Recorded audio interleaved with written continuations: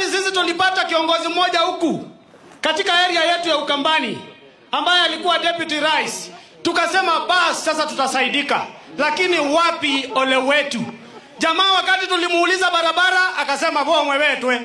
Wakati tulimuuliza atusaidie kwa sababu ni jamaa ya kwetu, mambo ya barabara na alikuwa na position kubwa, akasema Njangendu ndu yadha wayeleleka. Tukamuuliza Njangendu hiyo ni kilomita ngapi?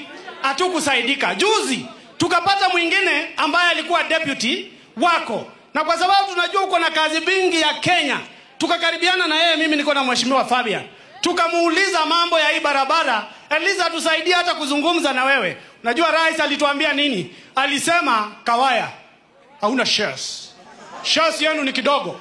Akaniambia ati sasa what I have is individual shares, we do not have collective community shares. But nataka nikushukuru sana Your Excellency. This road means a lot to all of us, and it is history in the writing. People will remember you for a very, very long time. Na mimi nataka nikuhakikishie Your Excellency, sisi tumefunguka macho. Sisi ni kupangana.